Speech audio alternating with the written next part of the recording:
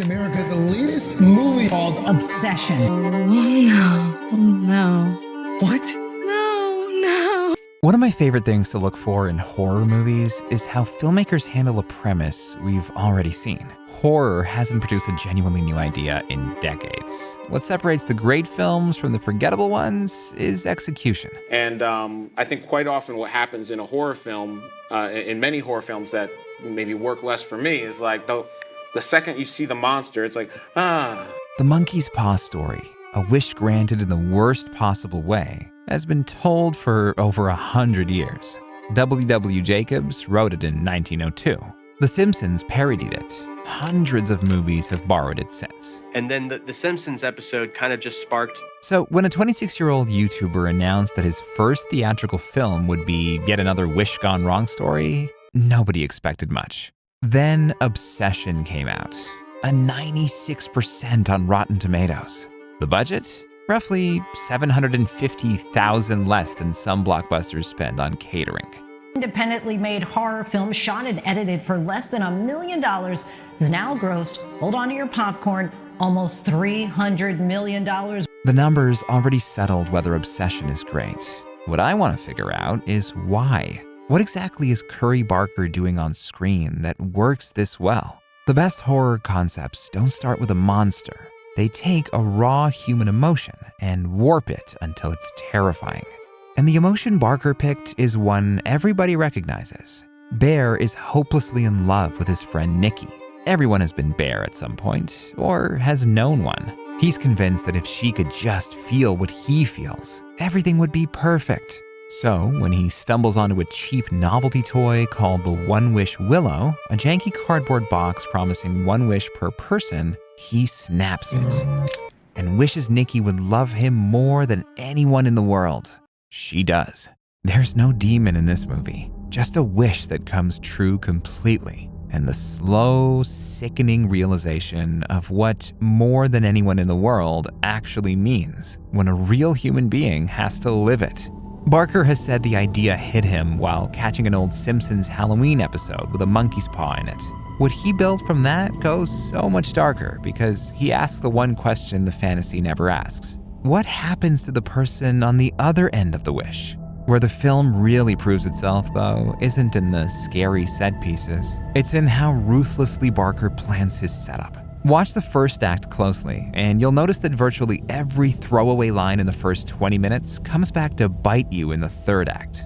Bear comes home to find his cat, Sandy, dead after getting into oxycodone. It plays like a sad little character beat. The cat resurfaces in a scene I genuinely wish I could forget. Even the Willow's packaging, that flimsy cardboard box with a customer service number printed on the side, pays off in the film's cruelest moment. When Bear calls to cancel his wish, and a bored voice tells him wishes only expire when he or Nikki dies. I'd like to cancel your wish. I just want to know if I can, alter it a little. I'm sorry, we don't really do that. That casualness is what makes it horrifying. Visually, Barker and cinematographer Taylor Clemens set up a weird, deeply uncomfortable framing rule from scene 1. Nearly everything is center composed, with strange amounts of empty space above the characters' heads. Barker wanted it to feel uncomfortable in its loneliness. All of that would still only add up to a very good horror film. What pushes Obsession somewhere else entirely is Nikki.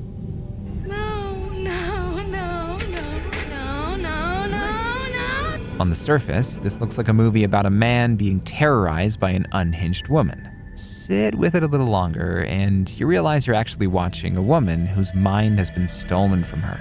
Indy Navarrete's performance is terrifying, specifically because of how subtle it is she plays two completely different people locked inside the same character. There's the obsessed Nikki the Wish created, and there's the real Nikki, trapped somewhere underneath her. In the film's most devastating scene, the real one briefly surfaces in the middle of the night, lucid, exhausted, terrified, and begs Bear to end her. Please don't wake her up. Just kill me. The threat was never Nikki. It's Bear, the sad, sympathetic guy we've spent an hour rooting for, who erased a woman's free will because he decided his loneliness mattered more than her mind. Barker has said that when people get to wish for anything, the wish is almost always selfish, and the film never once blinks at that idea. Underneath the gore, this is a horror movie about entitlement wearing the costume of a love story, which is why audiences walked out arguing about who the real villain was, and why the movie kept living in people's heads for weeks afterward. Keep in mind the conditions all of this was made under. Obsession was shot in roughly 3 weeks, burning through 5 to 6 script pages a day, mostly in and around a single remodeled house in Burbank. The Wish toy was designed by Barker's mother, a graphic artist. His father wrote the monologue. There was no money to hide behind here, which means every effective moment in this film exists because somebody made the right creative decision. The framing, the flipped villain, the changed ending. I keep coming back to one thing, though. Barker took a premise older than cinema itself and somehow made it feel like a confession.